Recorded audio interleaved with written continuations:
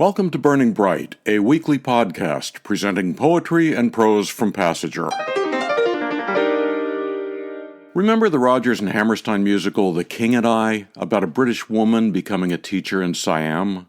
The woman, Anna Leonowens, says, "If you become a teacher, by your pupils you'll be taught." Passenger writer Dian Seidel said she had a similar experience when she taught in Siam, what is now Thailand.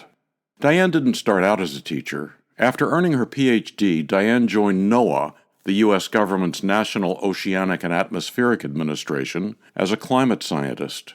Her research contributed to the 2007 Nobel Peace Prize-winning Intergovernmental Panel on Climate Change.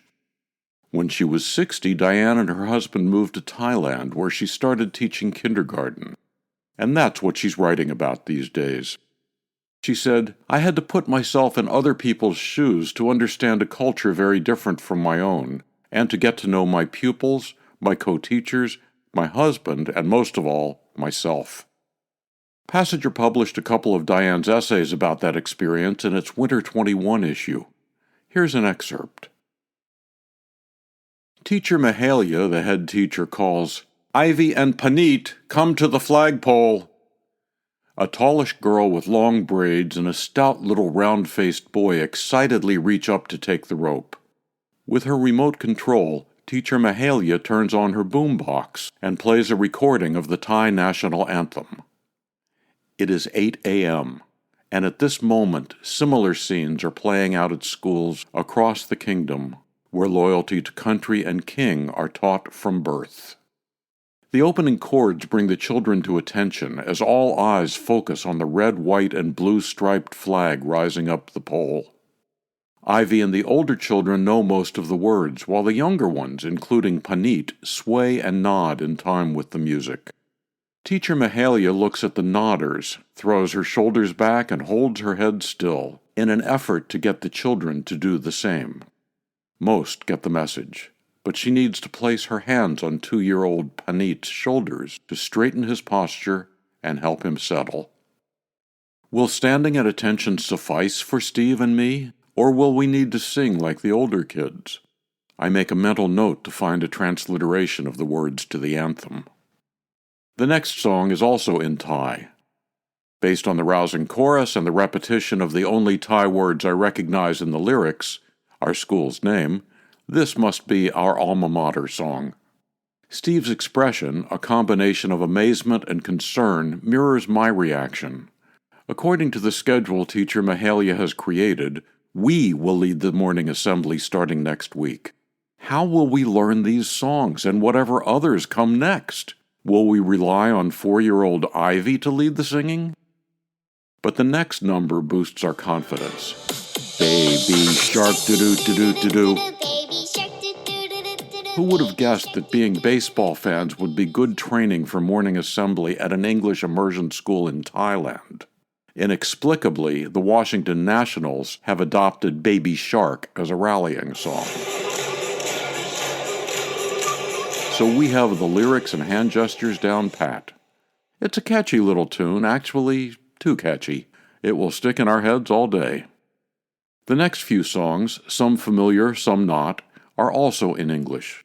Learning lyrics won't be tough, but each one is choreographed with accompanying sign language. A favorite seems to be "Let's Do the Pinocchio," a body parts vocabulary builder, with the kids dancing around like little marionettes. Most of the kids know the steps and gestures better than the lyrics. Ivy knows them all by heart. An excerpt from Dian Seidel's essay First Morning Chorus, from Passenger, issue 70. Dian said, "Passenger has a special place in my heart. You were the first editors to accept my essays for publication, and I am certain that the confidence boost you gave me was key to my eventually finishing a book-length manuscript. Thank you so much for that early support, which was especially meaningful, given all the rejections I was getting from other literary journals." This isn't the first time we've heard this. Passenger has a long history of giving older writers their first publication, many of whom, not unlike Dian, have had long careers in totally different fields. It's one of the things we're proudest of."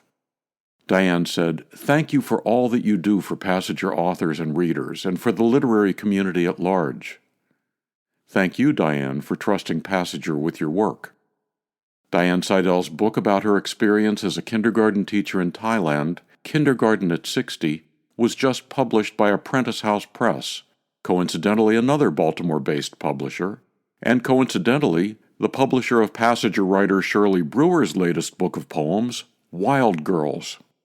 And also congratulations to our 2023 Passenger Poetry Contest winner, George Drew from Post and Kill, New York, and each of our 48 honorable mentions. Passenger's September issue will include all our contest-winning poems, as well as an interview with George. To subscribe to or learn more about Passenger and its commitment to writers over 50, go to PassengerBooks.com. You can download Burning Bright from Spotify, Apple and Google Podcasts, and various other podcast apps. For Kendra, Mary, Christine, Roseanne, and the rest of the Passenger staff, I'm John Shore.